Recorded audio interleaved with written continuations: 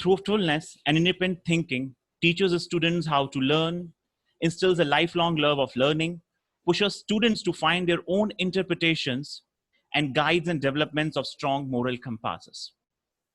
I, Dr. Naveen Dhingra, head of the Department of Biological Science and moderator of the today's session, welcomes you in the 2 days national webinar of school principals and teachers on redesigning Indian education system. You know that today we all are moving with the pandemic COVID, and today the education system has moved and it requires a redesigning. So with that thought, this 2 days national webinar will be there. I welcome you all.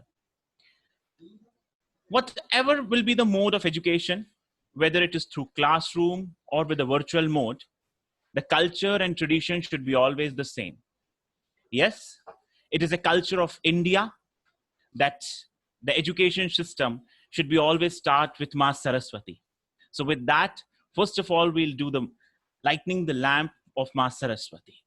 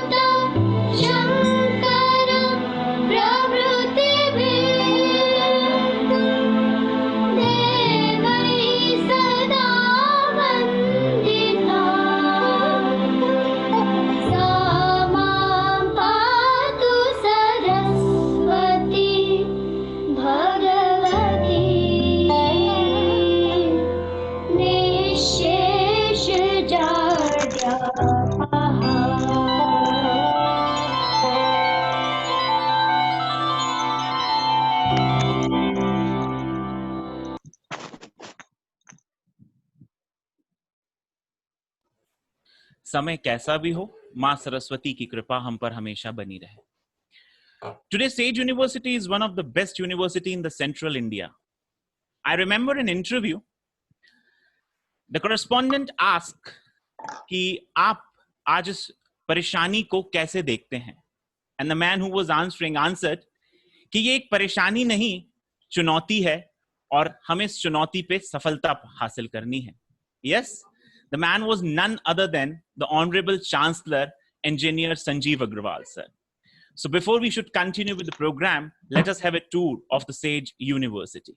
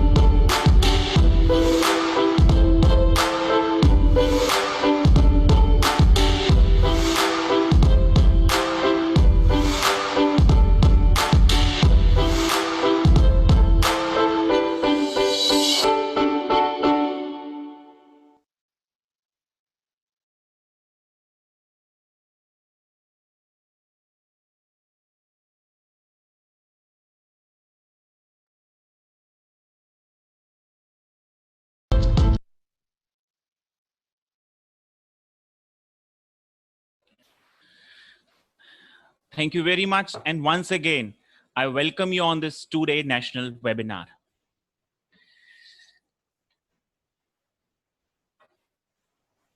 There is a vision of Sage University to be a center of excellence committed to transforming students with aspiring minds into competent professionals and leaders of 21st century who shall contribute positively to the society.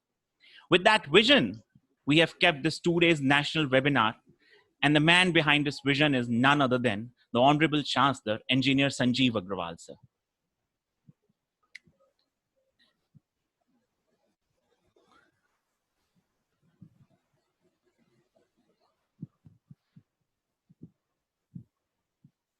As I told you, technology कुछ भी हो पर tradition और culture कभी नहीं बदलता. Undoubtedly we are in the virtual mode, but whatever, जैसा कि सर कहते हैं, परेशानी नहीं चुनौती है और उस पर सफलता हासिल करनी है. ये हमेशा हमारे भारत की एक सभ्यता रही है कि हमारे हर मेहमान का स्वागत हो.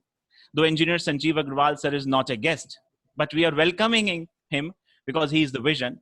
On behalf of Sage University, Dr. Ankur Saxena, Director Admissions Cell, Sage University, welcomes Engineer Sanjeev Agrawal, sir. Thank you, sir, for always your motivation and guidance. On behalf of Sage University, Dr. Lalji Prasad, Head of Department of Computer Science and Engineering, welcomes Dr. Prashant Jain, sir, Pro-Chancellor, Sage University, the strongest pillar and the real motivator for all of us. Thank you, sir, for with us. On behalf of Sage University, Dr. Girish Sahu welcomes Ms. Shivani Agrawal, ma'am, Executive Director of the Sage Group. On behalf of Sage University, Professor Sri Krishna Chaudhary welcomes Ms. Sakshi Agrawal, ma'am, Executive Director, the Sage Group. Again, Dr. Rakesh Sharma, Professor, Institute of Advanced Computing, welcomes Dr. Ravindra Bharadwaj, sir, Vice Chancellor, Sage University. Professor Praveen Gautam, sir, Assistant Professor, Computer Science and Engineering Department, welcomes Dr. Manish Chaudhary, Registrar, Sage University. And I, myself, Dr. Naveen Dhingra, Head of the Department of Biological Science, welcomes all the four speakers: Mr. Shirish V. Pandev, Asia Pacific Head, Red Hat; Mrs. Punita Nehru, Sri Satya Sai Vidya Vihar Principal; Mr. Sujay Nair, President CRA SA; and Mr. Radha Krishnan Singh, Hillside Principal, for giving their time to us.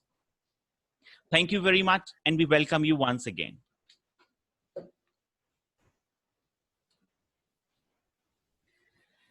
Now it's the time. Success has to do with being true to who you are and how you choose to respond to every circumstances that occur in your life.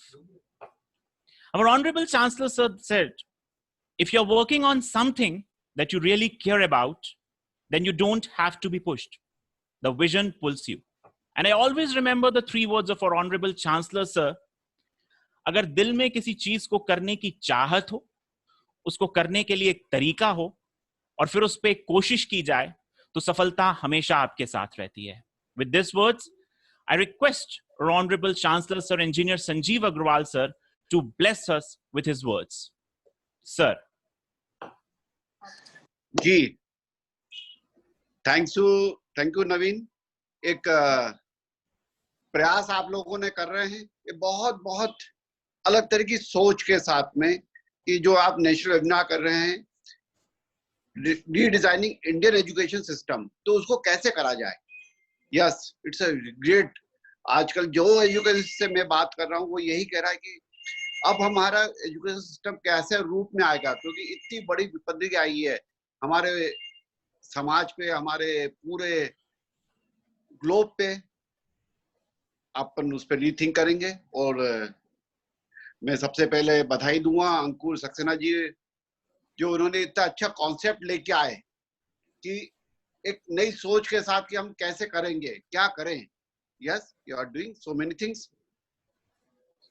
नवीन, आप अच्छे से coordinate कर रहे हैं. Specially मैं हमारे VC Bhardwaj sir का धन्यवाद दूंगा कि उन्होंने बहुत इंकरेज कर रहे हैं नई नई चीजें करने में सबको. मेरे साथी प्रो चांसलर प्रशांत जैन सर, जो नई नई चीजों को लेके आते हैं, नई नई चीजें बना रहे हैं और कर रहे हैं, ईडी मैडम साक्षी अग्रवाल, और इतने सारे जो गेस्ट आए हैं, मिस्टर सुजय नायर जो मेडिकल वेंचर कैपिटलिस्ट है, पब्लिशर प्रेसिडेंट है, कॉर्पोरेट रिलेशन स्टडीज अलायंस का, धन्यवाद दूंगा सर आप जुड़े हैं।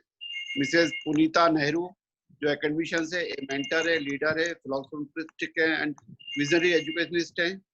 Shirish V Pande ji, Radha Krishnan C principal हैं हिल साइड स्कूल हैदराबाद के। Doctor M Dinesh Babu, principal master trainer CSM central senior secondary school Thrissur. Doctor Abubakar Umar Sahu, professor in NIT college, very good sir. Doctor Shyam Agarwal, standard public school Indore. Doctor Malya Nayak, fellow of the royal society of arts UK। तो आप देखिए बहुत सारे eminent person इसके साथ जुड़े हैं। That is the thing कि आज चीजें बदल रही हैं और थिंकिंग चालू है, कैसे रीडिजाइन करा जाए हमारे इंडियन एजुकेशन सिस्टम को। एक ही चीज करना है हमें, हर चीज में कंस्ट्रक्टिव सोच के साथ अगर हम रीडिजाइन करेंगे, हमारा फोकस है हम कैसे अपने संस्कारों के साथ में एजुकेशन को बढ़ाएं। मैं बहुत बड़ा एजुकेशनिस्ट नहीं हूं, कोशिश करता हूं कि बहुत प्यूरिटी के साथ काम करा जाए। तो आज मैं सुनूंगा, इतने सारे पैनलिस्ट हैं, इतने सारे आइडियाज मिलेंगे हमें। मैं आपको फिर से कॉन्ग्रेचुलेट करूंगा कि आप लोग एक अच्छे प्रयास कर रहे हैं, ऐसे ही करते रहें, अपने जितने आइडियाज दे सकते हैं देने की कोशिश करें। बस एक ही भाव रखें, प्यूरिटी का और कंस्ट्रक्टिविटी का। जय हिंद।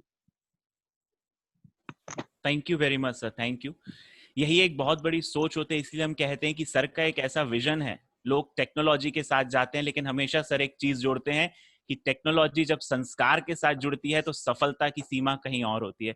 सर मैं फिर से आपका बहुत बहुत धन्यवाद देना चाहूंगा। आपका ये मोटिवेशन गाइडेंस है जो हमें हर एक नई चीज को करने के लिए प्रेरित करता है। Thank you very much sir, thank you very much. Now let us start the session. We have 4 speakers in the panel.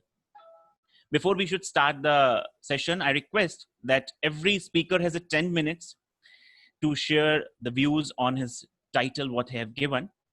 So let us start the session, and the very first speaker will be Mr. Shirish V. Pandey. As I'll tell you that you are the co-host, so sir, if you want to share the screen, you can share.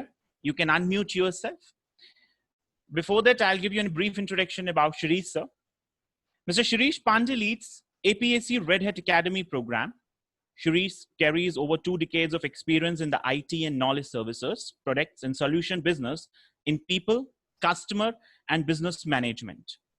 He has worked with organizations such as NNIT, TeleSolution, Sun Microsystems, Ingram Micros, and TCS. Shirish has underdone a senior management program from IIM Indore. He holds masters in economics and postgraduate diploma in marketing management. He's also a PML, ITIL, and SSGB professional. His interests are open source, education technology, strategy, innovation, outsourcing, entrepreneurship, volunteering, and traveling. With that, I welcome Mr. Shirish V. Pandey, Asia Pacific Head, Red Hat. Sir. Thank you very much, Dr. Naveen. Can you hear me? Yeah, sir, you're audible. Thank you very much for such a nice introduction. And a very good afternoon to all of you. My name is Shirish Pandey and I lead the APAC Red Hat Academy program. Thanks to Dr. Lalji and the entire SAGE team who have invited me to be as one of the speakers in this event. I am truly honored and obliged. Red Hat Incorporation is an American multinational software company that provides open source software products to the enterprise community. Founded in 1993, Red Hat has its corporate headquarters in Raleigh, North Carolina, with more than 105 offices in 45 plus countries worldwide. It has around 16,000 employees and it is the first $1, $2, and $3 billion open source company in the world. More than 90% of Fortune 500 companies are Red Hat customers. It became a subsidiary of IBM in July 2019. Red Hat is the world's leading provider of enterprise open source solutions, including high-performing Linux, cloud, containers, and Kubernetes technologies. Red Hat Academy, which I represent, provides a curriculum to help educational institutions to keep pace with the demands of the industry. The curriculum involves hands-on instructions across platform, middleware, DevOps, and cloud technologies, built with the input from the Red Hat development, support, and field consulting teams.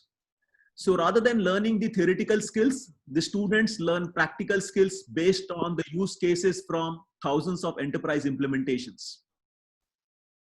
Now, coming back to the events subject, the topic redesigning Indian education system, I was shared this topic around a week back by Dr. Lalji, and he also shared around 10 to 12 subtopics. And I must say that I was highly impressed. And he wanted me to choose maybe 1 or 2 topics. I said I would like to talk about future of online or digital education, because that subject is very, very apt in today's scenario. So in the next 10 to 15 minutes, I'm going to speak about digital education or the future of online education in India, and what are the opportunities which are available in front of all of us. As all of us know that digital technologies is bringing many changes in the way education is being delivered and received.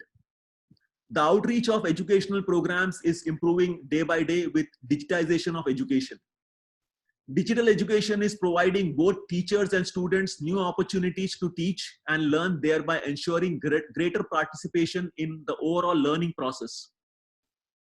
With the advent of new technology-aided learning tools like MOOCs, tablets, and laptops, etc., it has transformed the way education is being imparted in schools and colleges. The edutech companies are constantly working to find innovative solutions to increase access to education by people who currently are finding it difficult to get good education facilities. The best part of digital education is that you can create resources just once and use it multiple times, thus saving on a lot of resources and efforts. At the same time, digital education empowers teachers to customize educational products based on the personalized need of the individual learners. Digital education is also helping in pioneering the concept of collaborative learning, where all the minds can meet to create a unique learning experience that transcends national boundaries. Universities and colleges have launched digital tools to foster access to education online in order to bring social inclusion. It is great to see how smart technologies are changing the overall educational framework in our country. The penetration of digital education into the rural market is evolving fast. Affordable high-speed internet and direct-to-device technologies are empowering rural students to study courses online and improve their skills and knowledge. The state of education in India is dismal, especially in the rural areas. The sector is currently battling with grave challenges such as outdated teaching methods, shortage of teachers, inadequate student-teacher ratio, and insufficient teaching resources. However, with the digitization of education, students in educationally backward areas are being taught with the help of the latest teaching tools and methodologies such as LCD screens, videos, etc. The technology is also helping teachers connect with students remotely, spread across several locations at one time. Interactive digital media will certainly help in addressing the shortage of teachers in our country in the near future. Social media as a learning tool has also progressed in a big way. Today, many teachers and students use social media as an integral part of the whole e-learning experience. It is an important platform these days to exchange information about important issues. Apart from being able to share information anywhere, anytime, social media properties are also a great source of generating networking opportunities to build social activities and prospective employment on a cost-effective basis. With the advent of interactive devices such as mobile apps, etc., learning is no longer confined to a traditional classroom setup. The learning process of millennials is being rewired with these innovative digital aids. Various educators are coming up with interactive learning modules using the best of technology. Combined learning is being enhanced with collaborative technologies. Sitting at one location, people can collaborate with others spread across the globe to work on assignments and projects. Similarly, the scope of teaching is not just limited to a particular geography or location. It is no longer a regional affair, but follows global developments. In fact, educational institutions believe that providing digital education is crucial to their long-term survival and growth. MOOCs platforms enable self-learning in a crucial way. The popularity of online courses via MOOCs program in India is growing market. MOOCs are helping a lot of young population in this country to upgrade their qualification and skills.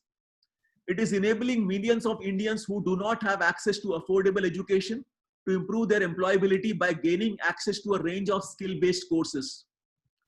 MOOCs learning is facilitating students and working professionals to study at their own convenience from anywhere, anytime. Moreover, several of the courses offered under this platform provide a valid certificate that is duly acknowledged by institutes and companies as an effort in the right direction. Growing trends indicate that India is a big market for online courses offered through the MOOC platform. There is an ever-increasing desire among students enrolled in professional courses and also among working executives to keep upgrading their skill set to tap emerging career opportunities in specific areas. For such people, personalized learning based on MOOCs is a big boon. Learning at one's own speed is the need of the hour. In this regard, MOOCs have been successfully trend in achieving the goals of self-learning by providing equitable access to high-quality online learning material and digital content to one and all. Audio-video-based learning is also picking up pace in India. Video based on instructional learning is very popular among schoolgoers since it combines learning with fun. Such a medium of learning and teaching process is highly interactive in nature. This type of teaching methodology is not just restricted to audio video, but also includes educational apps, ebooks, etc. Children are excited to learn new concepts using these digital mediums. Game-based learning is the next big thing that will redefine the digital future of education in India, especially the K-12 sector. It is already creating an environment where the learners can easily relate themselves to what is being taught in an engaging way. Transforming the K-12 sector, game-based learning undoubtedly will change the education world's products and helping developing a better self-trained workforce of the future. With the internet becoming far more affordable and accessible, going ahead, there will be a greater convergence of digital and traditional teaching learning mediums. The education industry will witness the proliferation of small, medium, and large-scale edutech startups who will offer a variety of innovative digital products to academic institutions in days to come. The government is also taking radical steps to come up with policies that will help boost the digital education market in the country. It is making efforts to improve the quality of digital infrastructure across the country to help facilitate the use of innovative educational tools. In the days to come, digital education, like all other professions, will see noteworthy changes in the way universities and colleges provide education. We can witness many possibilities emerging out of digital education to empower the youth of this country. Advanced learning management system with its right knowledge management tools will help in improving the design and delivery of educational courses being offered by universities and colleges in India. Digital technology is also helping overcome all language barriers. Now, learning material can digitally be made available in regional languages as well. Through e-learning and m-learning initiatives fostered by the government and private players, students and teachers can get access to the vast pool of knowledge content. Online education offers many and freely accessible media for learning, teaching, and research purposes. It also allows students to engage with a wide spectrum of study material freely available on the internet, thus creating an ecosystem of self-learning. Living in a globalized economy, India youth is preparing itself to the learning needs and challenges of enterprise. With the digital transformation, the education sector in the country is bound to readjust itself profoundly, both in terms of how we learn and what we learn. Our nation's young population will certainly prove to be a demographic dividend if the benefits of the technology are made available to every doorstep of the country's household. Digital education can encourage today's youth in many ways to learn and engage themselves in the vast sea of knowledge being freely made available to them through digital evolution. To sum up, it can be said that digital education is the future for India that will take the country to a new pedestal of social economic growth and prosperity. Thank you very much. Over to you, sir. Thank you very much, sir. Thank you, Shirish, sir. First of all, we'll be listening to all the speakers, sir, and then we'll have a discussion forum. And then we'll have queries, because there are lots of queries. And I also request, in case of any query by any of the participants, please drop a message and we'll have the query. Thank you, Shirish, sir, for lightning in to give a future of online education. Thank you very much once again. Thank you. So let us listen to our next speaker, Mrs. Punita Nehru, Sri Satya Sai Vidya Vihar Principal. Mrs. Punita Nehru is an academician, a mentor, a leader, a philanthropist, and a visionary educationist. Her vast experience of 30 years includes her servings as a principal of various leading schools, namely DPS SR, DAV Public School Ambala, Pragyan School Greater Noida, DPS Raipur, and Sri Satya Sai Vidya Vihar Indore, which is her current assignment. She serves as an esteemed member of an international complaints committee of IIM Indore and is presently member of the governing bodies of Sri Satya Sai Vidya Mandir, Rajkot, and Ahmedabad. Her background as a sports person arms her in the achieving comprehensive growth of her student. She was declared the best player of Indian universities for volleyball in 1984 and was in the Indian camps for Asia 1982 and 1986.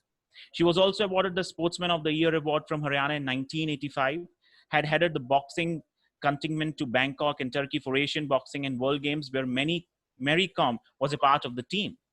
Was part of the Indian delegation of school principal duly selected by the Canadian government of the FAM to Canada. She has done a leadership program from the University of Wales, London, was selected by the government of India to represent the education services to go to China for the prestigious CIF TIS fair, has been a counselor and visiting English faculty at IIM Indore, as well as a member of Gender Sensitivity Committee at IIM Indore. She is a trained child counselor, has written course books for English subjects. With that, I welcome Mrs. Punita Nehru and I request you to give a lecture on Redefining Indian Education System as your title. Ma'am.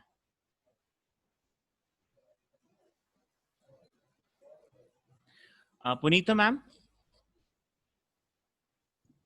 All right, I'm sorry. So good afternoon, everybody. And thank you so much, Dr. Naveen, for this wonderful introduction.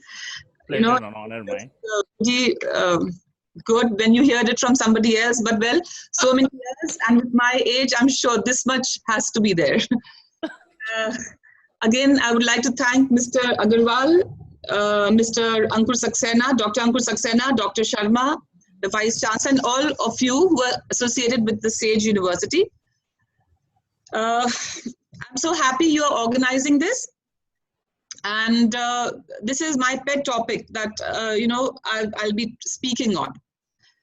To begin with, I'm so happy that Mr. Agarwal mentioned something which is very dear to my heart. When he said that the values should not be lost when we are imparting education. Is it okay? Yeah, ma'am, please continue. All right. So I'll start with, my topic is redefining the Indian education system. I would like to first start with what this education system was before the British came to India. And I would like to tell everybody, because maybe we have not really read it, but I took the opportunity to read it during this COVID time. And I was pleasantly surprised. But I already knew, but then when you read it, you are even more impressed that our system was one of the best in the world, the education system. In fact, when the British came, they were so impressed with the system.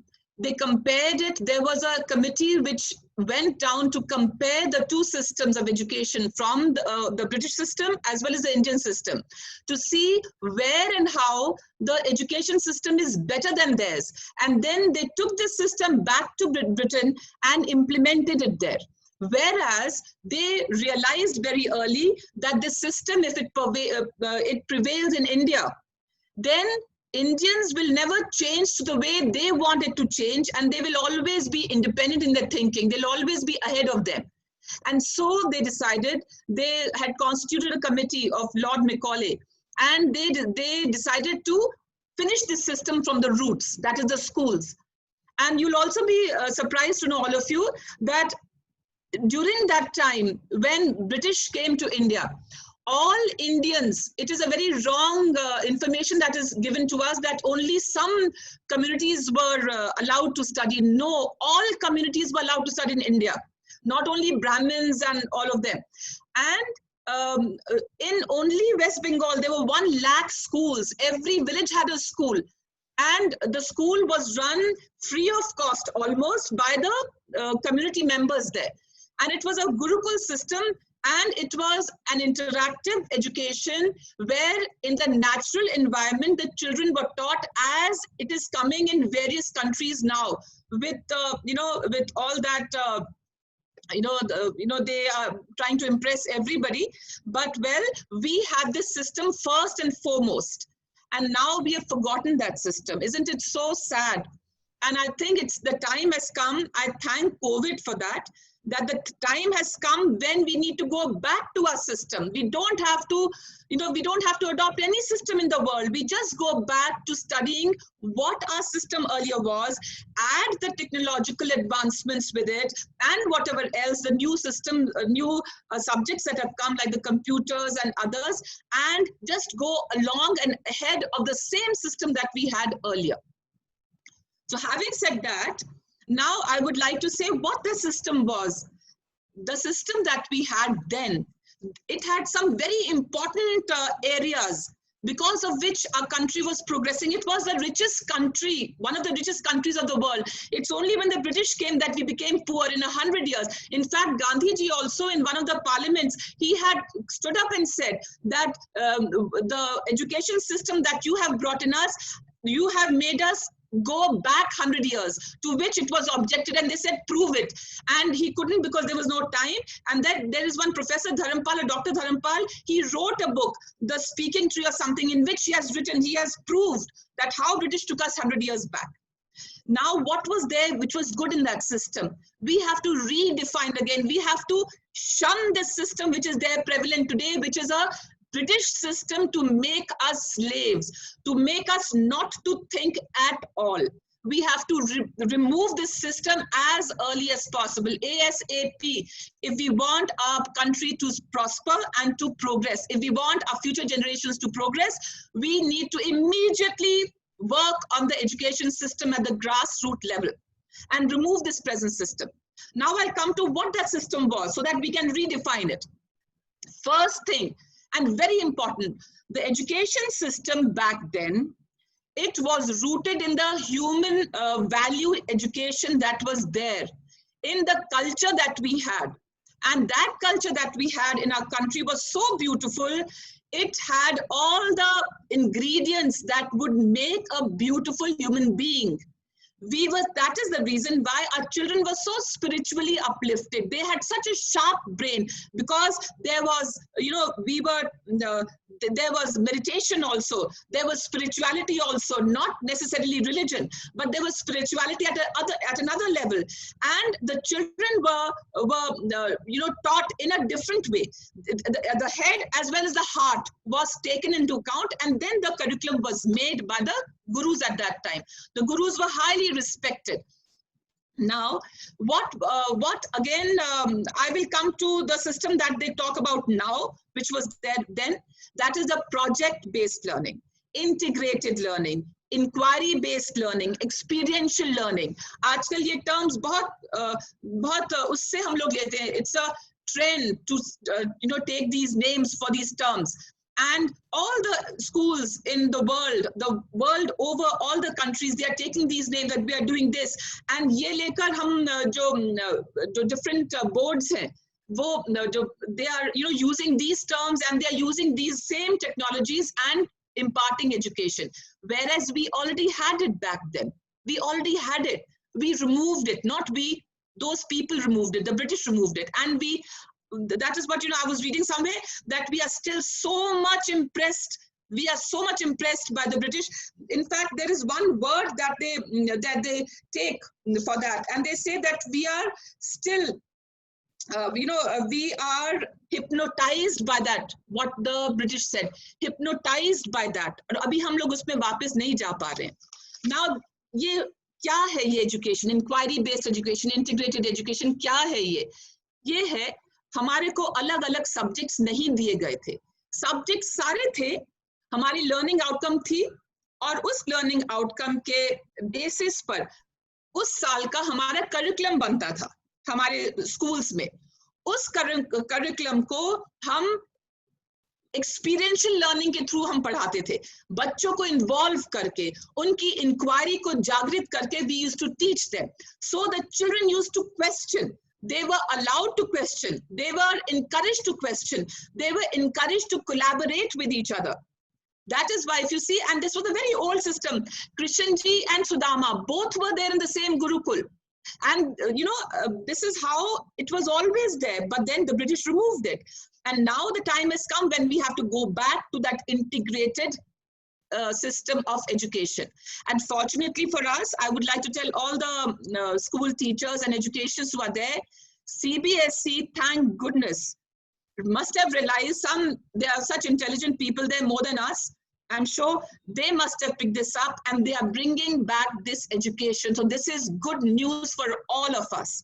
And they have already also said, I mean, the webinars which the Secretary CBSE has been having, Mr. Tripathi, he has been repeatedly telling all of us that this is how it is going to be from 2023 onwards. It's going to be across from KG1 or nursery till class 12, we are going to be having integrated education, inquiry-based, project-based. So I think time has come that we need to change it fast. We need to gear ourselves for this.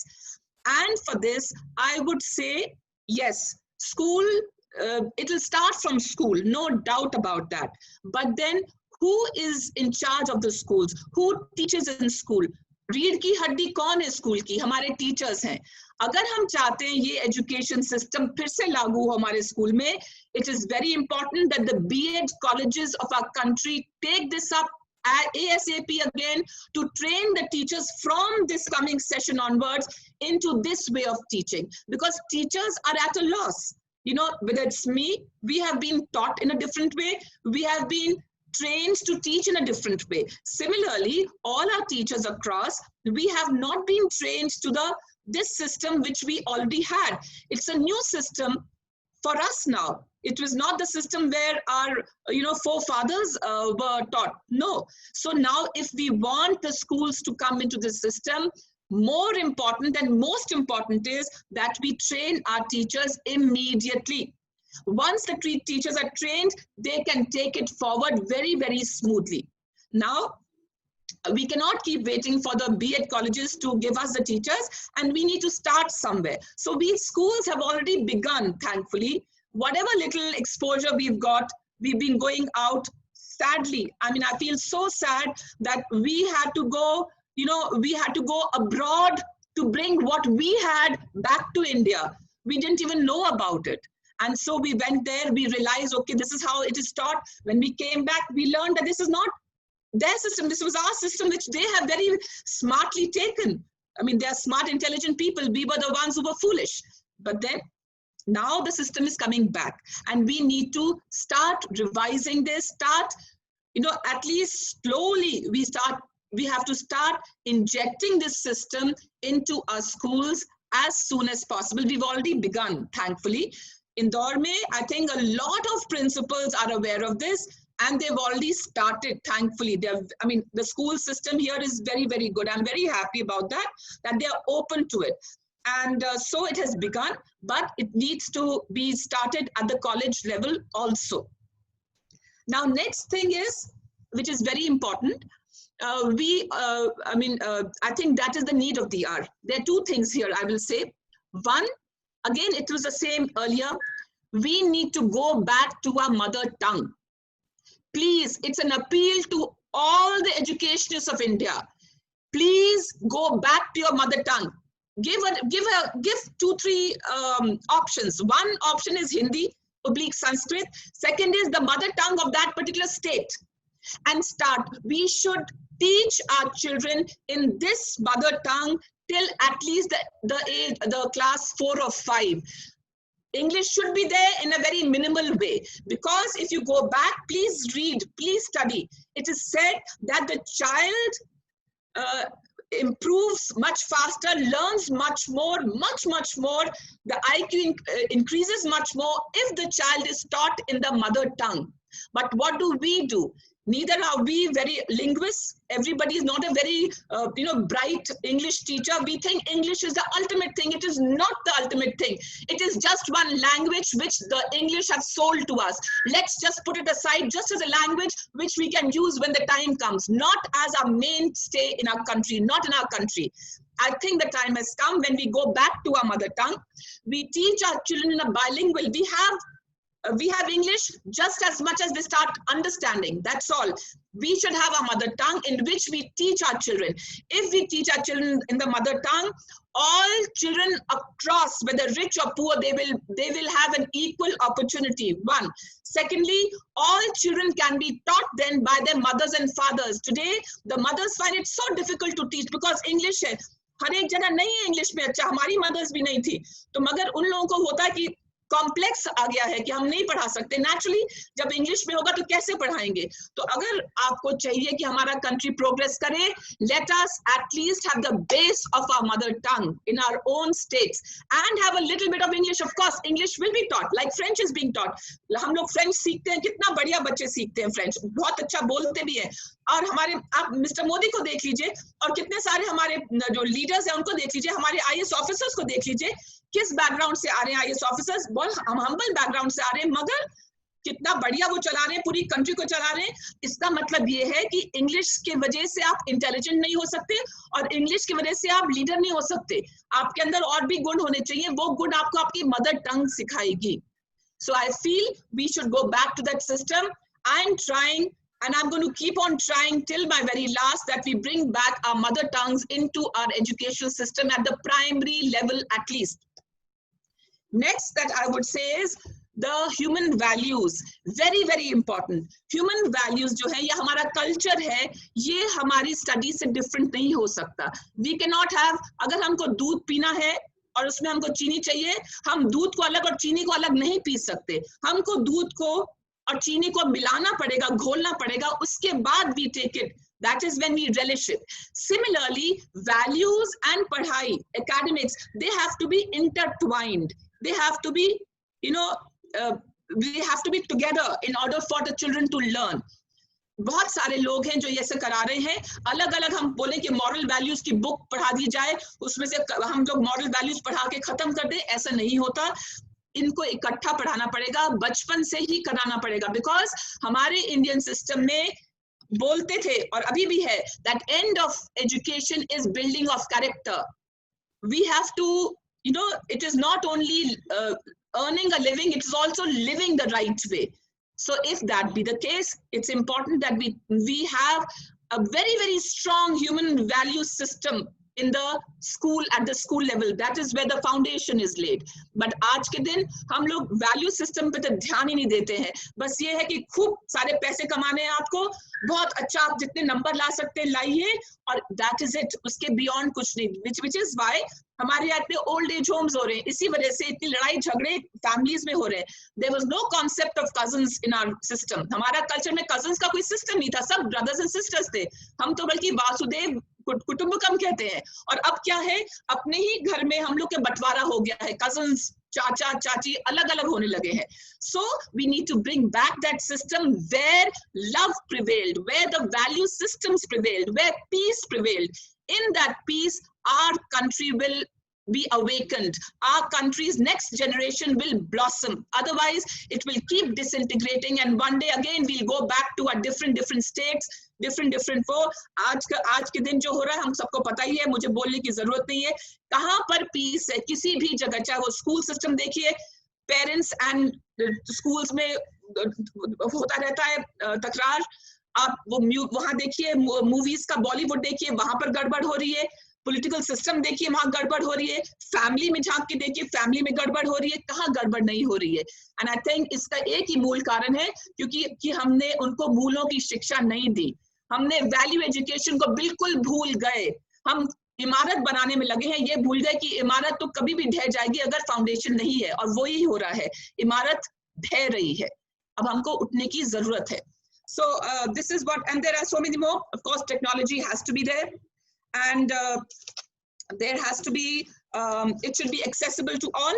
And मैं इसमें थोड़ा सा मैं एक चीज और बोलूंगी, अगर हम इस सिस्टम में जाते हैं, this is something related to जो यहाँ पर बोला था कि parents का ये है that handling, you know, this is related to, I think, changing role of a teacher or whatever. What I would say is that we need to bring all schools to one level. All government schools should be made the best in the country. Why should they not be? They should be made the best. The best teachers should go there, or best training should be given to those teachers. And government schools का हम लोग अगर वो ऊपर लेके आते हैं, then the rest of the private schools can charge what they want, and whoever wants to go, they can go. But if government schools are at par, then everybody gets education irrespective of caste, color, creed, money, status, whatever. And I think we should be now heading towards that kind of India where we are all united, where everybody gets an opportunity to study, to read, and good reading, good studying, good academics, where you know there is no the children are not divided on the basis of money or the caste, and that will happen only when our school system flourishes as it did so many centuries back. So with that, I end my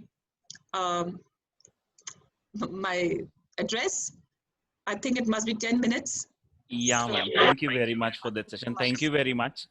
From all the session, I could understand your forcing of the Gurukul system, and we have to incorporate with technology so it becomes some Guru Tech, something that we'll be coming to that during the discussion forum. There are lots of questions will be coming during the discussion forum. Thank you very much for that session. Thank you very much.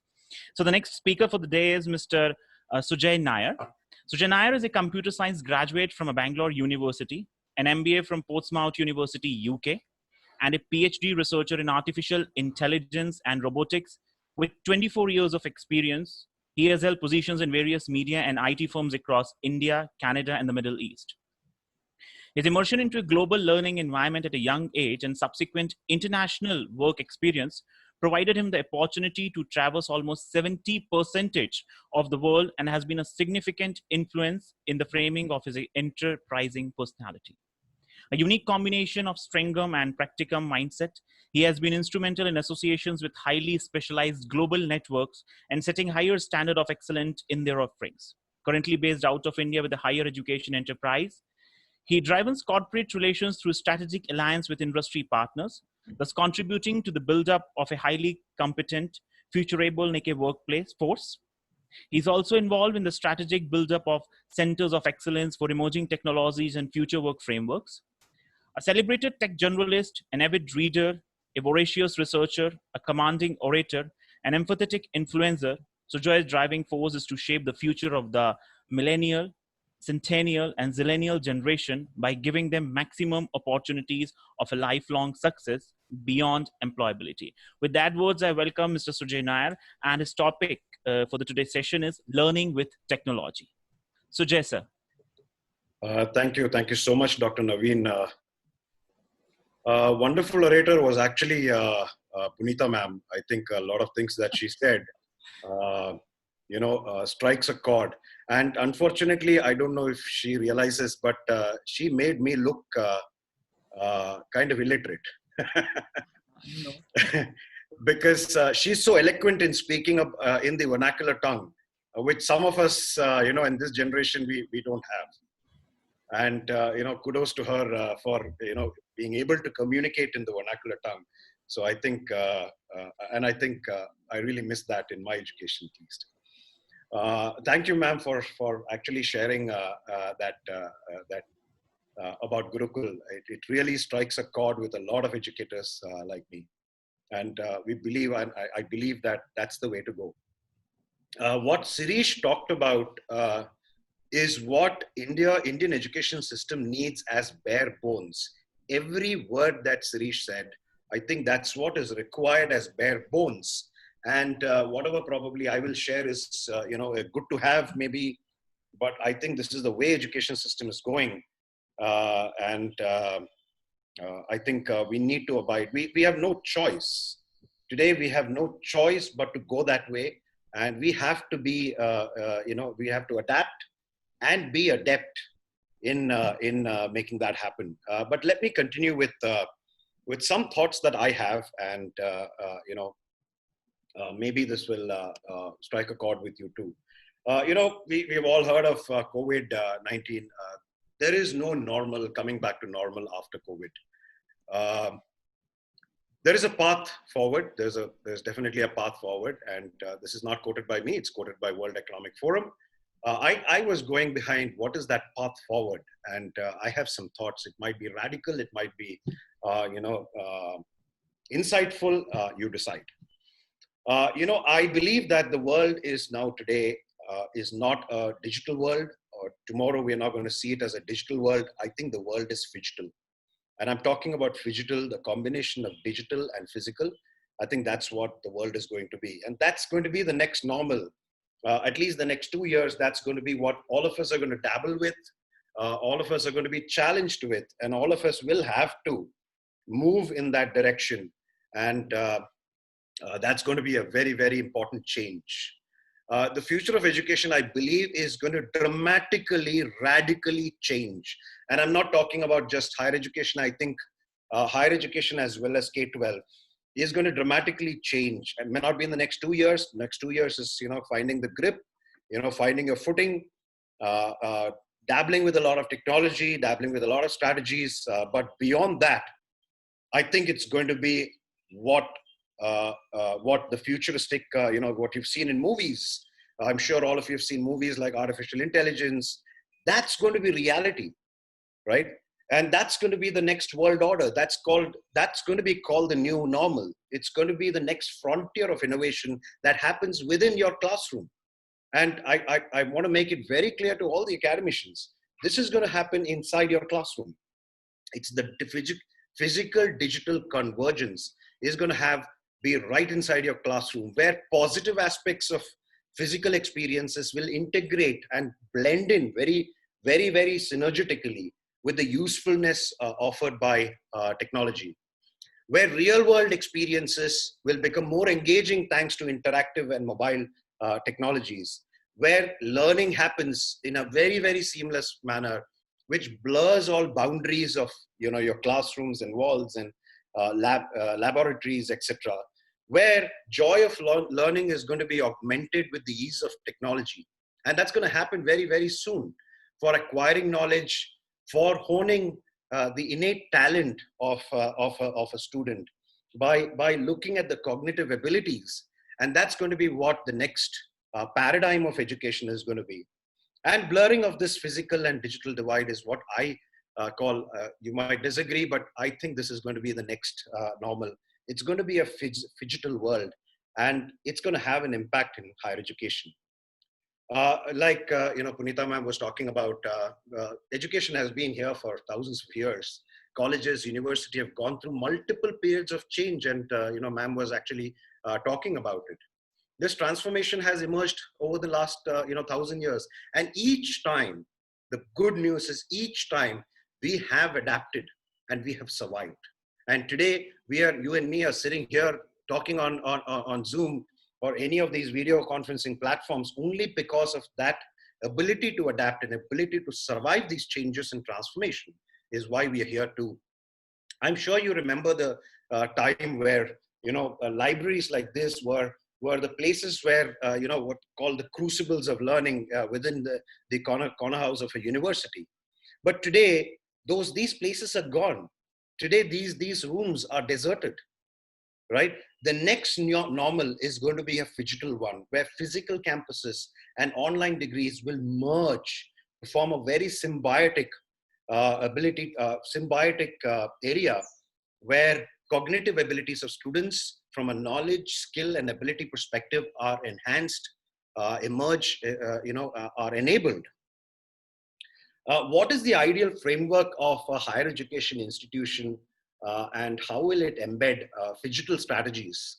I'm sure all of you have heard these trends. There have been, buzzwords, so to speak, in the higher education space: integrated learning solutions, augmented reality, changing role of a teacher, sustainable education, blockchain technologies within education, formative assessment, summative assessments, diagnostic, prognostic, shifting from STEM to STEAM, artificial intelligence learning, wireless presentation technologies. All of it are going to combine. They're all going to come together.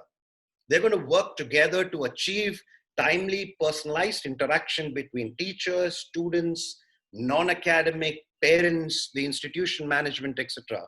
And that's going to happen. And you are going to see disruptions in the classroom. And classroom that you see today will disappear right in front of your eyes. And that's going to happen in the next 3 years, right? You will see walls disappearing. There are not going to be walls in your classroom. Classrooms, the walls will no longer have separation role. These walls are going to become symbiosis of interaction between students, content, and material. Blackboards and chalk will give way to whiteboards, digital monitors, and the era of what I call the interactive walls. This is going to be the wall of your classroom tomorrow, where students will engage with that wall. Even the desks, as you see today, is going to change. Desks are going to evolve into interactive devices, allowing them to submit all their work into their cloud accounts. Teachers are going to access to guide students, to provide feedback wherever and whenever needed. This is going to be the desks of tomorrow. And there's going to be dynamic changes in the education sector, and education will lead sustainability. Everybody is, till now, all newspapers, if you go through Google, which claims itself as the education of the world, but you will see, embedding sustainability in education. It's going to change. Education is going to lead sustainability, and education of the future will have the power to lead. And technology is going to help youngsters understand this and follow this path. Physical labs on an immediate next 2 years, the next normal is going to change into virtual labs. Virtual, I'm sure a lot of these universities are already talking about virtual labs, but they are going to now move into more immersive learning ecosystems called holographic learning. And next labs are going to look like this, where holographic images of various topics, disciplines are going to bring students together. And the students that you see on the screen may not even physically be there. They are going to use AR and VR, augmented reality and virtual reality technology to be part of this holographic labs or more immersive lab experiences inside universities. So some of the strategies that universities today are looking for, I've been dealing with 40 plus, 50 plus universities in India, and about 5 or 6 of them globally. They're building a digital fortress around them to enable digital education. They're collecting data, and they will need to collect data, process them, analyze data for better forecasting and better decision making, for better evaluating learning outcomes for the students, understanding the cognitive abilities of students. Learning is going to happen through digital experiences, like I was talking about, holographic, immersive learning labs. All universities now will become future-ready structures which are enabled by technology instead of traditional brick and mortar technology structures. They will have to build resilience, and I think everybody will agree, like never before. And pandemic has proved that we will need to build resilience. And I think automation is going to be the next big thing that's going to change or differentiate universities of the future and universities that are dying, right? Let's recap what happened in the last few months, just to bring all of it together, right? Unprecedented developments, unimaginable proportions, uncertain times. How did we react? We have been reactive, knee-jerk reactions, ad hoc, some necessary, some episodic, short-term and short-lived strategies. This is how we have reacted or responded to this unprecedented, developments of proportionate, reach. What did we learn out of this? We learned that technology is not a farce. Even though we expect young scholars to sit through grueling sessions of online education, even that is becoming very, very exhaustive. Very, very exhaustive. Simply taking a classroom and putting it on Zoom or Google Classroom is not online education, right? It's not a facade. Even though last few months, data on data is showing that students have been involved, right, in classroom with unbelievable metrics, which is neither probable nor possible, right? It's not only fun, even though there are certain comical drama, that induces some online sessions with exaggerated voice tracks, animation that, make it sound very filmy. But it's not only fun. It's not a fantasy. Even though virtual and augmented reality may be the buzzword, digital learning is going to be real recreations. And that's going to be the change that the future of higher education as well as K-12 is going to be faced with, and they will have to adapt to it. And they will have to adapt and be adept in it. A century-old education system needed just a 0.6 micron virus to jostle it out of slumber and put that right in front of your face that we need to change. The future of education is not going to be whimsical dialogues, but a lot of brain-driven approach to actually make that difference. Technology is going to be a key driver of the future, and this will see emerging a new era called the techno-cognitive era, and that will happen right now. So I won't take it further. I think I have taken a little less than 10 minutes. Aura to data and technology to an era of human potential and humanity. That's going to be the next normal. And that's what is going to drive education. And all of you academicians will have to take cognizance of it, right? It depends on what you are going to do next. Thank you so much. Naveen, over to you, Dr. Naveen. Thank you very much, sir. Thank you very much. That was a very wonderful session and could get a word called tech cognitive area. And undoubtedly today we need to move into that part. But we'll come to the discussion forum because lots and lots of questions are coming for you also. But before the session, next, I'd like to call upon the next speaker for the panel, Mr. Radhakrishnan C. A passionate education profession with 25 years of experience, C. Radhakrishnan has worn many hats with Allen teacher, lecturer, curriculum designer, and many more. Radhakrishnan has had the privilege of association with an organization such as Person Hillside School, Hyderabad PVS Public School, Dhruv Global Schools, Malpani Group, and Tata High Revit Schools. He had played a pivotal role in establishing MS English School at the PAL CBSE RO Trivandrum, has appointed him as a city coordinator for Malappuram district in July 2018.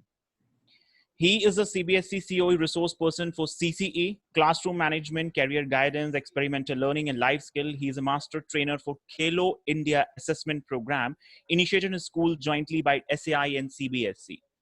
The accolades he has received includes the prestigious Heart and Soul Award 2008 from the Tata Group for Innovative Integration of Technology in Teaching, Best Research Award, Best Teacher Award 2008 from Tata TE Limited for introducing many scholastic programs in school curriculum. Best Teacher Award 2004 from Vidyalaya School, Kochi. Ideal Principal Award 2014 from Student Development Society, Pune. And Prominent Principal Award 2016 from Rohitro Ritwitz. The schools that he had received a bunch of national and international accolades such as Education World Award, Best Elite Co-ed Boarding School in Kerala, and 19th in the century, EW Promising 21st Century Preschool Award, Education Today #1 Residential School Award, Future 50 School Shaping Success and International School Award Boarding #1 in the Education Today National School Survey in a course collect activities by Eldrock Education Survey, and ranked 6th in Karnataka and 37th all India among the co-educational boarding school league by the most renowned Education World Survey 2014. And MA, B.Ed with SET and NET. C. Radhakrishnan also holds MBA HR from Sikkim Manipal University. With that, I welcome C. Radhakrishnan, sir, and the topic for the today's session is Future of Online Education. Radhakrishnan, sir. Good afternoon, everyone. I hope I am audible to you. Yeah, sir, you're audible. Yeah. Thank you, Dr. Naveen sir, for the wonderful introduction. And also I would like to thank everyone, the whole team of SAGE, for giving me an opportunity on this platform to speak. The three speakers who spoke before me touched most of the points. Let me try from my end. Can I give some more inputs to that? And if we think about today, we are in a transitional stage from F to F to an online revolution. That means face-to-face teaching to an online revolution. And nature has also supported us in this revolution by bringing in, I will say by bringing in this pandemic. And this pandemic has shown us how skeptic we are to this change.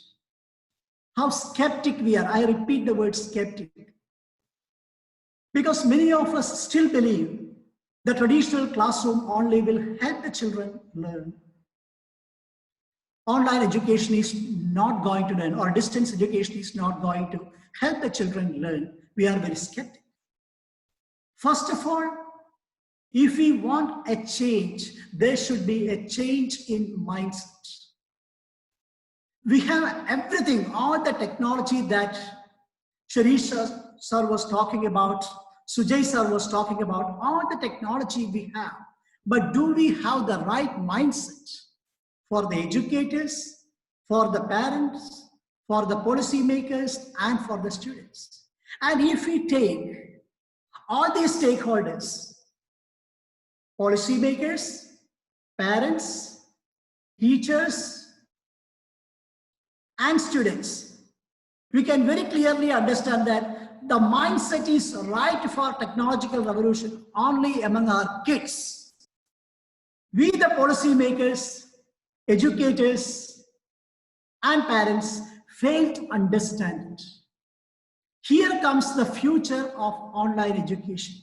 Our children are born and brought up in technology. They like to learn through technology. That fact we have to accept. And we as adults should move away from skepticism. And today you can see when schools and colleges started online teaching, parents are totally against it. Parents are telling we won't accept it because delivery is not taking place. I can't understand. We are living in a technological age. And I wonder, even techies are complaining and telling that this technology cannot help the children learn. Then what technology they are producing? For whom they are producing the technology? Now we have Zoom. We have different platforms. We are conducting this webinar. The three speakers spoke very well before me, and I could understand what they delivered. Same is happening in the classroom when they teach online. So first thing I have to tell is there should be a mindset change to move from F to online education revolution. That's what we have to do, a mindset change. And there are plenty of massive open online courses are coming up. And the scenario of education is totally changing. And how it helps the learners. I focus mainly on the learners because in an education system, learners should be the focus. All others are just people who scaffold, provide support. So how it is going to help the children or the learners? And we can see that most of the time we fail to understand the aptitude or the interest of the children. And in the present system, what we have a standardized system of education, and in that a standardized type of assessment system. So most of the time, children get fed up.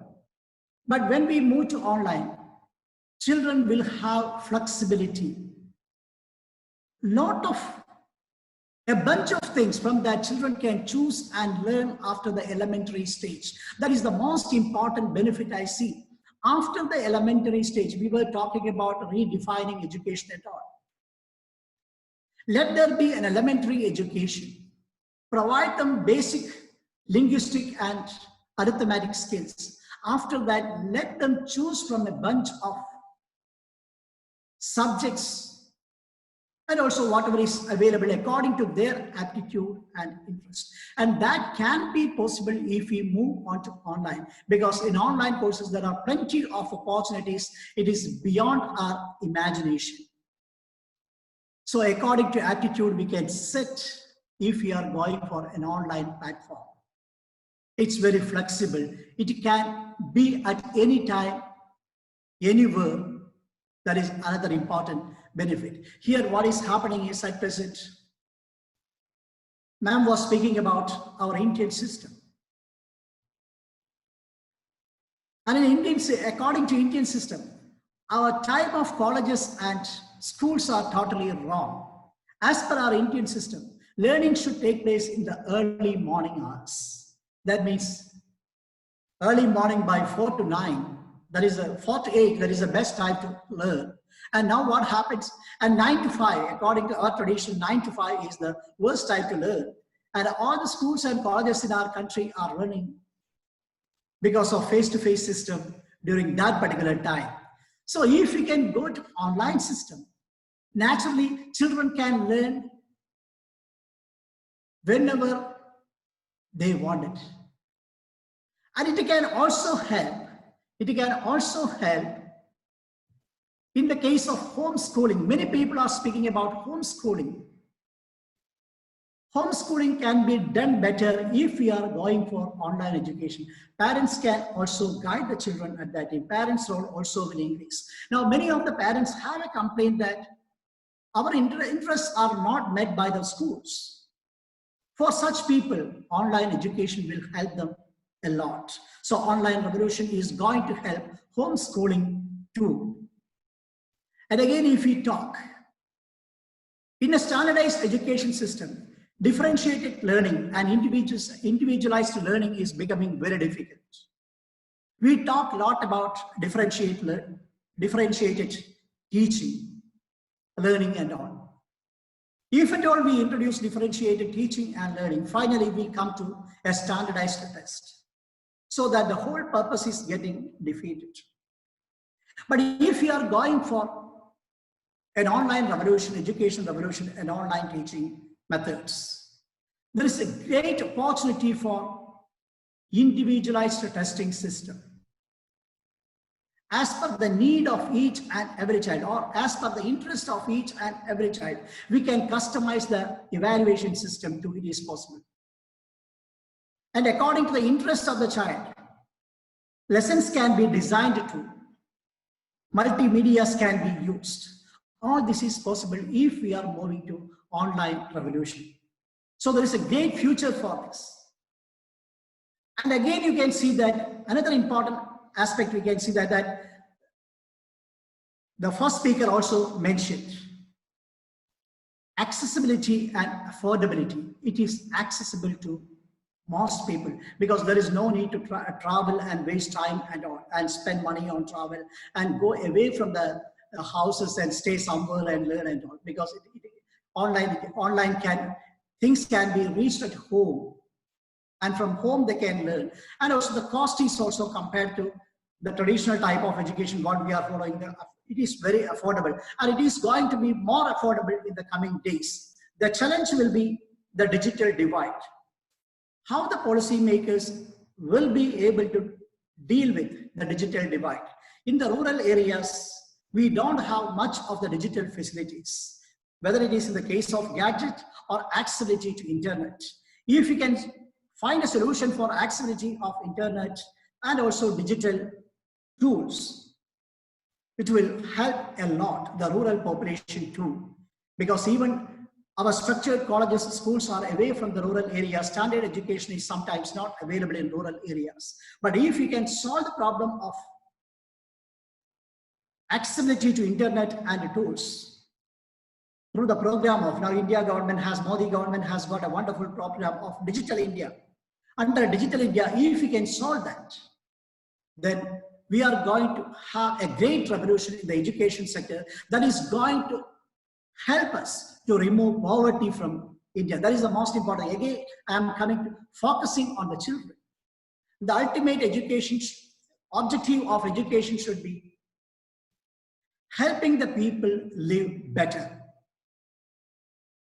And that is possible if we can adopt this online learning by providing digital tools even to the rural areas.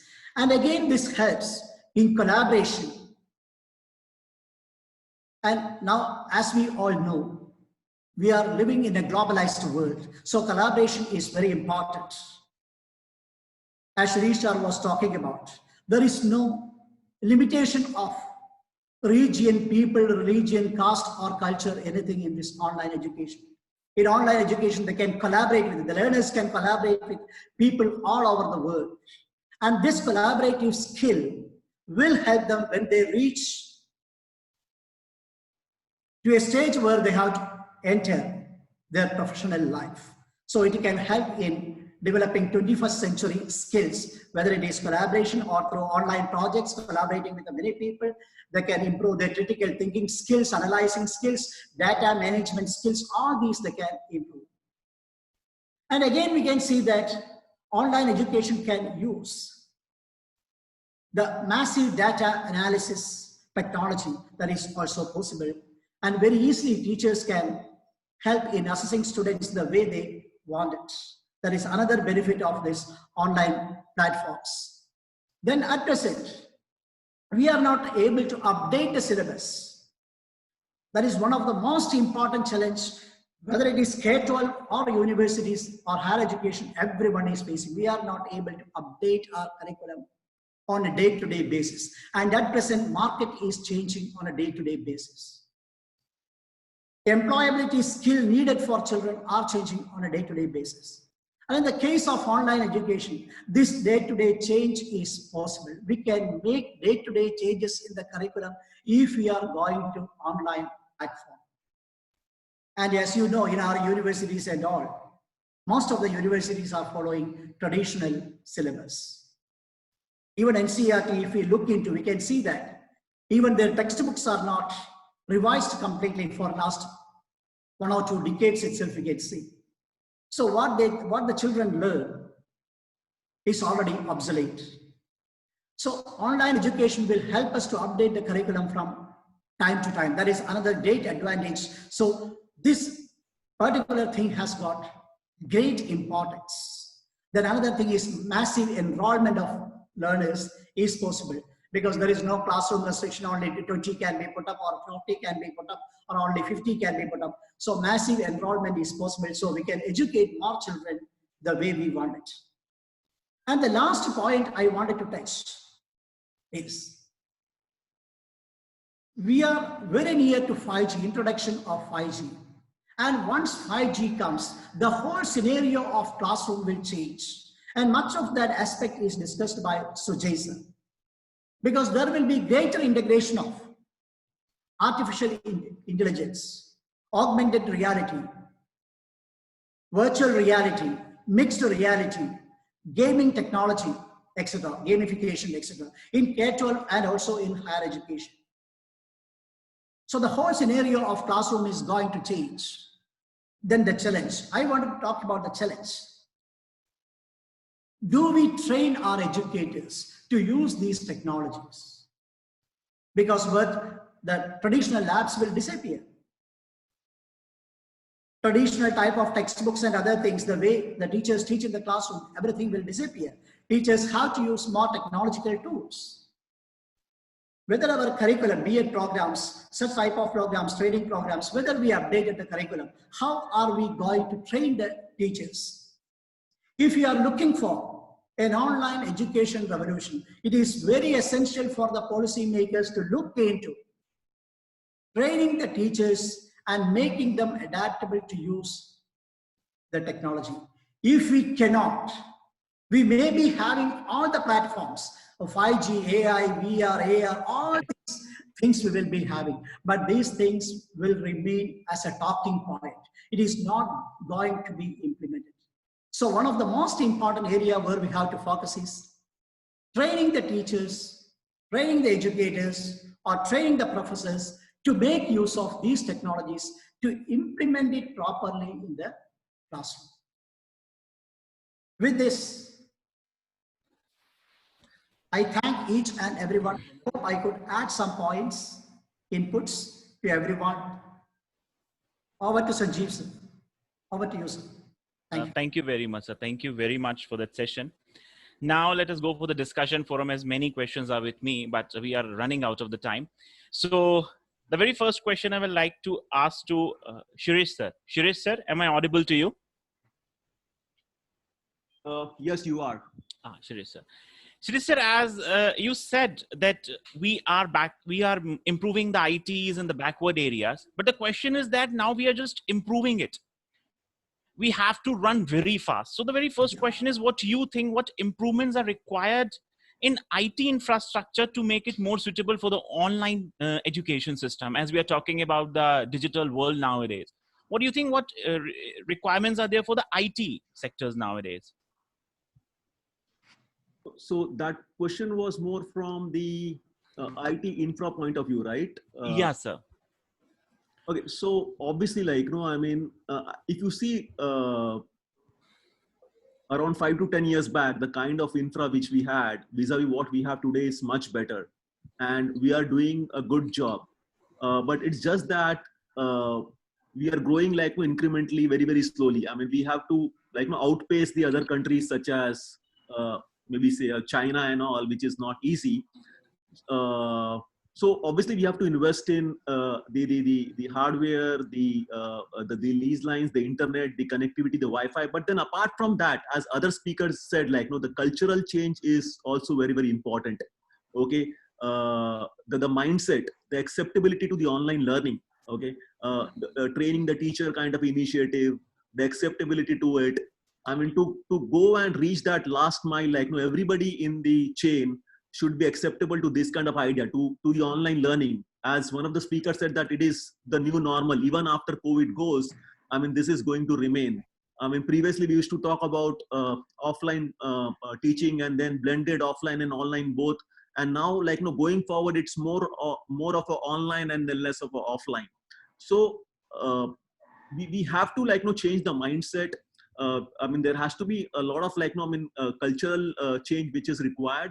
And it will happen, it will surely happen, but then it will take its own time. But yeah, I mean, honestly, I'm very, very optimistic, very positive about the overall thing which are happening, the way the government had responded to the COVID situation, the way I mean, the entire the student segment, the instructors, they have responded to the online training.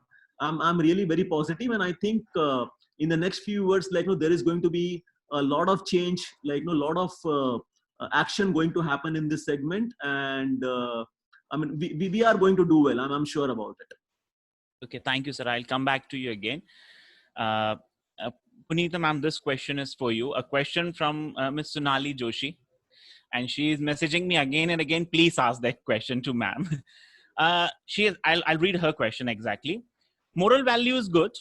But in education system, where is the equality? Like in government examination, cuts off are different. Why this kind of system? We all are equal. Would you explain me this point? I'll shorten the question. How do we ensure those without privilege has equal access to equality education and opportunity when we talk about the Gurukul education, and the same time we are talking about the digital education combining together? So, the question in itself is the answer to, what I had said, the answer lies there only. That the reason why I'm saying we have to go back to that system is because of this reason. Right now, education is not open for everybody. You pay more, you get better facilities. You pay more, you get into the schools. And then thereafter, there is a clash. Nobody wants to pay because actually this is a wrong system. But if we upgrade our government schools, which is a necessity of the hour, they are getting the best salaries. They are, I'm sure, very good teachers. We just need to train them and motivate them into believing they are very good. If we do that, and that will be the time when all of us will send our children to those schools also. So it is going to be equal for everybody, like it was in the olden times. But right now what is happening is we've made it a business. You know, we have mafias everywhere. I would say education is also a big mafia. Sorry to say that. I mean, I'm going to hurt a lot of people, but I'm going to be very direct. All right. So there are these public schools which are minting money. All right. That's a fact. Because of which schools, there are so many other schools which are genuinely doing good work. They are being hit. But then I don't blame those people from becoming mafias because they were supported by the governments. Now, if the government policies change and they start, you know, backing up the government schools, there are so many schools which, you know, there's a school in this place, in Ahmedabad, Mahatma Gandhi International School.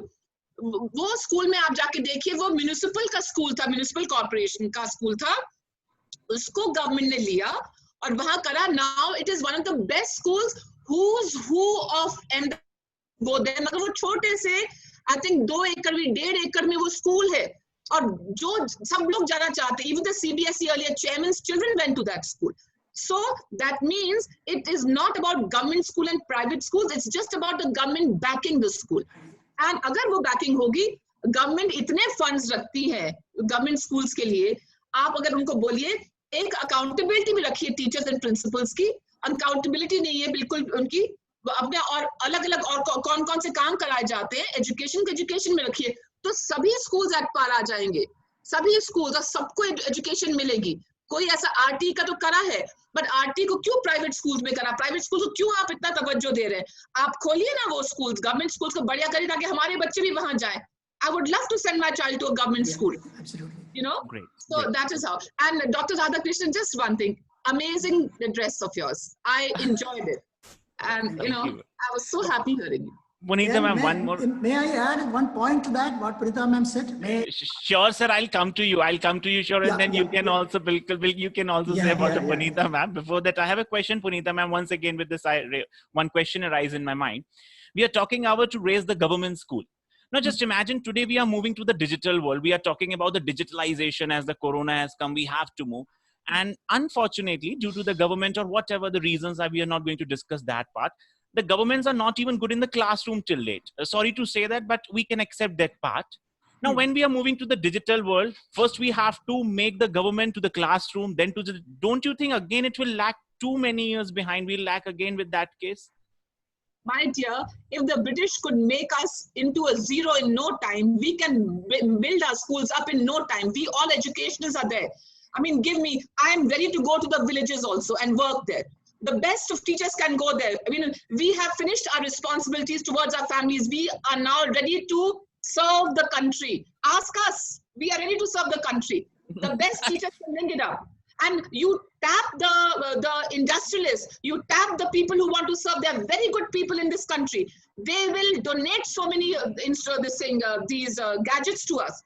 आप करने की try तो करिए. हम यही सोच के कि पीछे रह जाएंगे, हम कुछ भी नहीं कर रहे हैं. वही कि वही हम लोग स्पॉट जॉगिंग करते जा रहे हैं, बल्कि पीछे जा रहे हैं हम. I agree with you. 110% I agree with you. Thank you very much, Punita. I'll come back to you because there are lots of questions with you again. The next question, sir, Sujoy Nair, sir. The questions to you.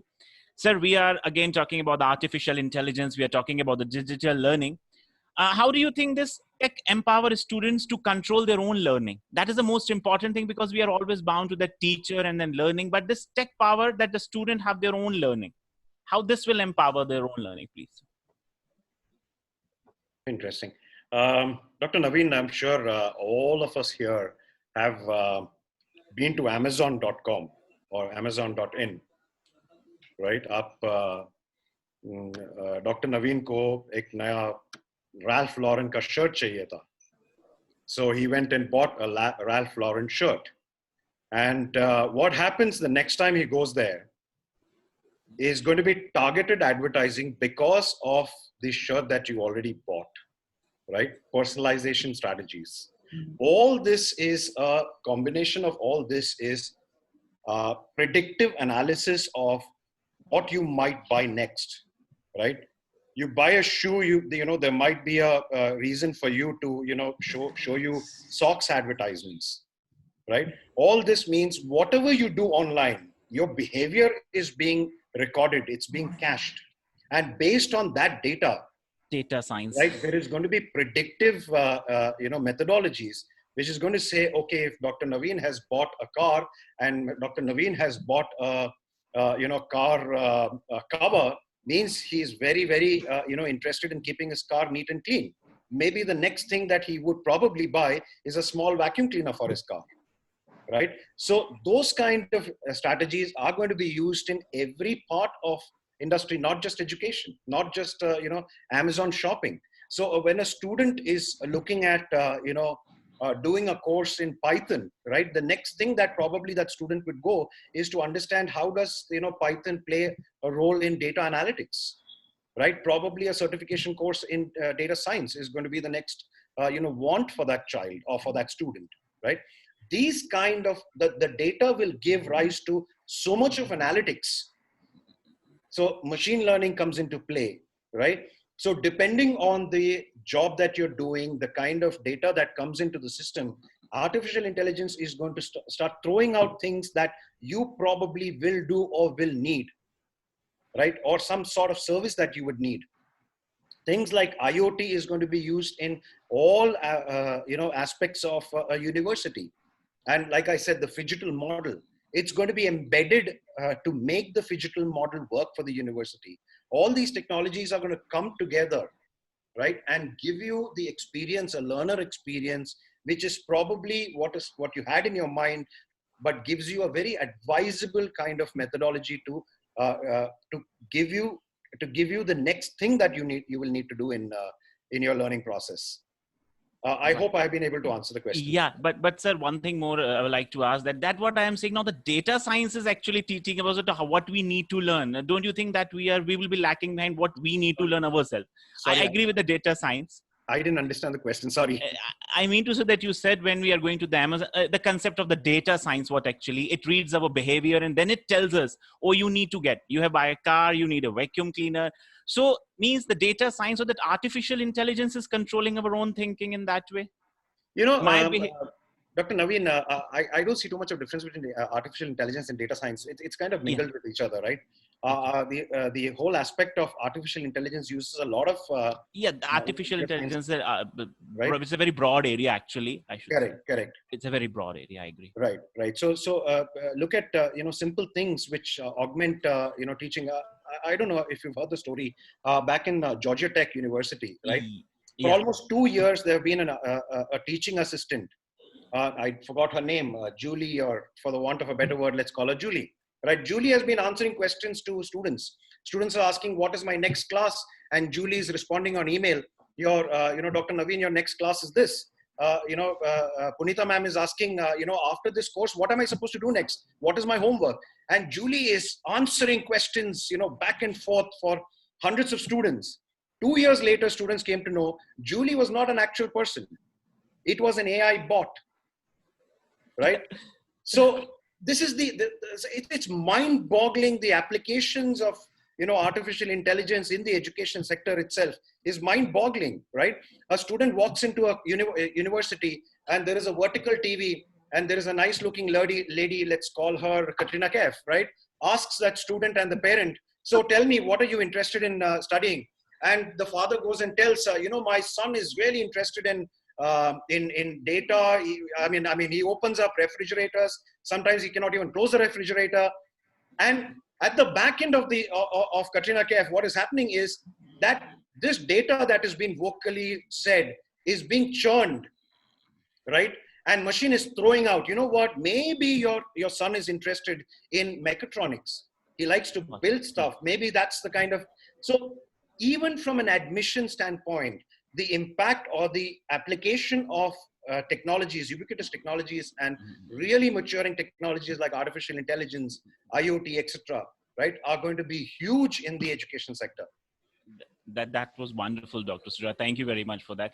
We are running out of the time, so I'll pick up a last question to Radhakrishnan, sir.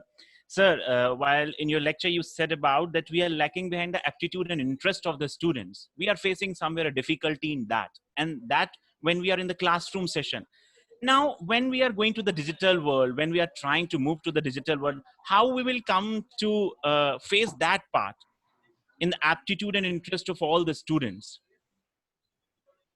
Yeah, I think you meant that in the online teaching, students are not interested. That is the way your question. No, I won't say that they're not interested, because if they wouldn't have interested, we wouldn't have get that students. We are taking it. But in the case of that, how we will get to understand the aptitude and interest of the students when we are just delivering a lecture through a video session and we talk about and we don't know that. That's what I want to know.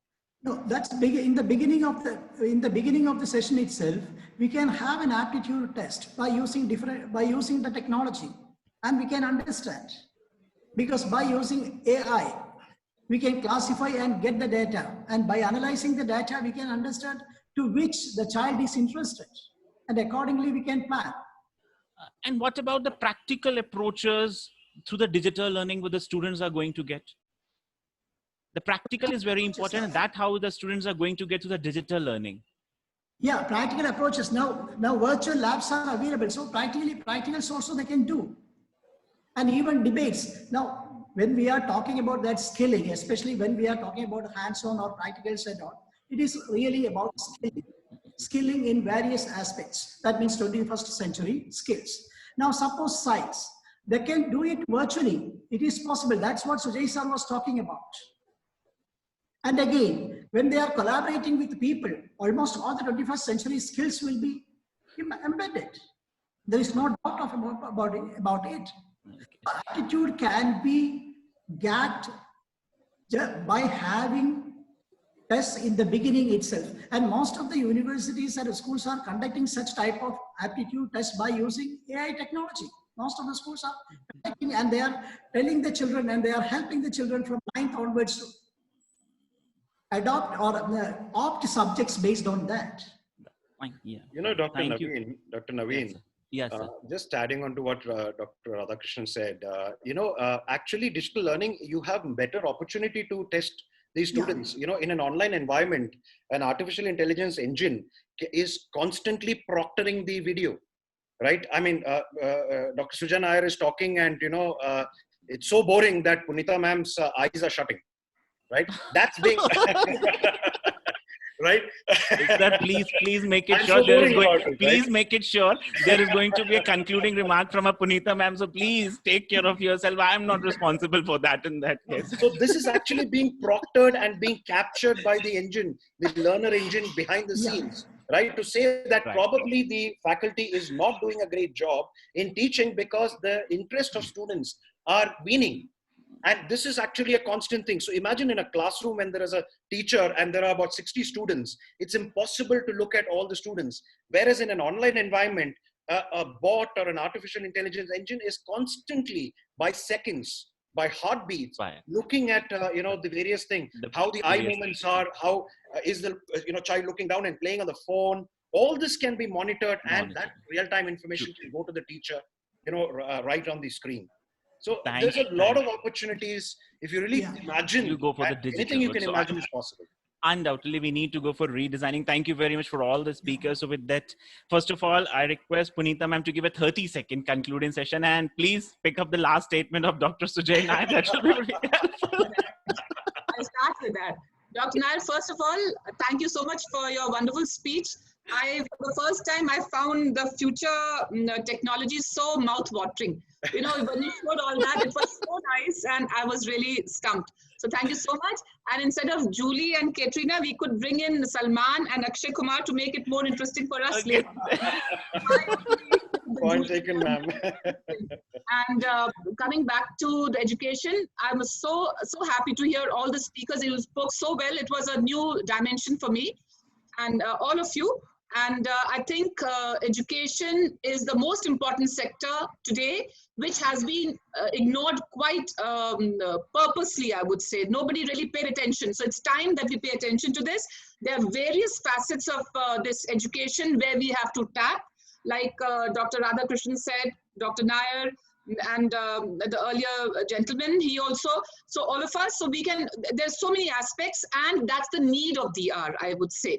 More than anything else. So I think we all of us should get together, tap that, Technologically, we have to advance. There's no doubt about that.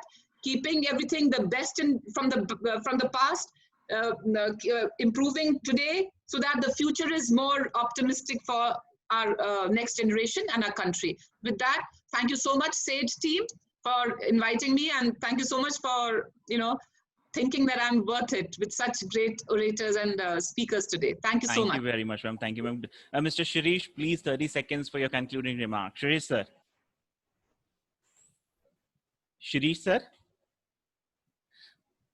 I think sir is not with us. It's okay, fine. Sujay, sir, please, 30 seconds concluding remark. What do you think of listening to all the speakers, and then what you would like to conclude? It's been wonderful, actually. It's been wonderful. I think Shirish touched upon the bare bones needed for the future of K-12 as well as higher education. I think that is the bare bones that is required. I think Radhakrishnan ji also spoke very well about what is the nitty-gritties of online teaching and learning. And Punita ma'am, though she rendered me illiterate, I think really touched upon Gurukul system and and so passionately she talked about the need to change and bring in that change. It's so necessary, and it has to happen now. I think that has been very, very interesting. It's been very, very good experience. Thank you so much, Sanjeev ji, Prashant ji, Lal ji, Dr. Naveen, Dr. Rakesh. Thank you so much. Again, like Punita ma'am said, for thinking I was worth it. Thank you very much, sir. Radhakrishnan, sir, please, a concluding remark from your side, sir. Yeah. It was really amazing to be with all these eminent speakers. And I could learn a lot from Shirish sir and also Sujay sir on technology, how the technology is going to evolve, because I am not a techie, I am just an educationist. So you are the people who are providing what is the platform needed for the education, online education revolution. So I am very much thankful.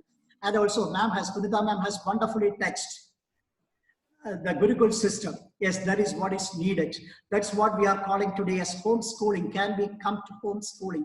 I'm also a passionate person for homeschooling. And again on mother tongue, yes, mother tongue is the way children can learn the best. But at the same time, I disagree on one aspect with Punita ma'am is, along with the mother tongue, we should make children expert in English too, because we are living in a globalized world, and maximum number of languages can be learned in the elementary stage. So I think the 3-language formula of India is the best if we can implement it in the best way. That means mother tongue, whatever Hindi, and again the mother tongue. If we can go with that, that will be the best, because elementary stage is the best to learn languages. Maximum number of languages children can pick up. And finally, what I wanted to tell you is the final remark. And that is, the heart of education is educating the heart. We should not try to replace the heart of the children with a technical heart over there. There we go. That's great. Do not allow technology to dominate our children. Teachers cannot be replaced. Connection between education is all about connecting two hearts. And two mechanical hearts cannot connect. Only two human hearts can connect. So teachers' role is very important. So that I told, we have to educate our teachers to use technology. Radhakrishnan sir. Thank you And very I'm much, very much sir. thankful. Radhakrishnan sir. The whole team, Sage team. Radhakrishnan sir, in fact, the speech was so provocative. Somebody actually messaged me, Hindi में भी बोल लो, ma'am की बात तो मान लो. लेकिन हिंदी में बात करना थोड़ा मुश्किल है मुझे. It's always इसलिए मैंने इंग्लिश यूज किया. fine. The word should reach to the heart, and it has reached, sir. Radhakrishnan sir, it has reached with your language. That's not Yes. a language should never be a barrier for anything, I believe. Yeah, whether it's yeah. the Hindi or whether it's the English. Thank you very much once again. Thank I would you. like to thank to all the speakers, Mr. Sirish sir, Punita ma'am, This is Sujay sir, Can I Radha. come for 30 seconds, please? If you, So, sure, sir, please. I'm sorry, like no, I was not able to unmute myself last time. It's okay, sir. Please, sir. Yeah, so it's a great honor for me. Like no, thanks again for inviting me for this session. It was great to learn from all the other speakers.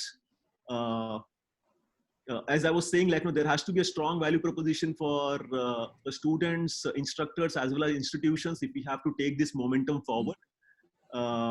And to sum it up, like, digital evaluation or digital education is the future for India, and it will take our country to a new pedestal for social economic growth and prosperity. And I'm an open source enthusiast. I'm from Red Hat. I'm an open source enthusiast. So I would say that we all need to be open to learn and learn to be open. So thanks again. Lots of learning from all of you, and looking forward to the next session. Thank you very much. Thank you, Shirish sir. Thank you very much. Once again, thank you to all the speakers, Shirish sir, Punita ma'am, Sujay sir, and Radhakrishna sir, because today we have understand, one statement, what could I have understand, that we need a combination of moral values education, what ma'am said, the Gurukul, plus we need a technical education as well, because both requires too much. And Radhakrishna sir, once again, language is not the barrier. Punita ma'am said we should come to our language, but she has never said please stop speaking in English. That's the most important point we have to learn. Once again, thank you very much for an interesting section. And I believe the concluding session was the best. From Kareena Kapoor to Akshay Kumar was the best. So thank you very much once again for all of you giving your time. Thank you very much. Thank you. Thank you. Thank you, everyone. Thank you. Thank you very much. Thank you, all of you.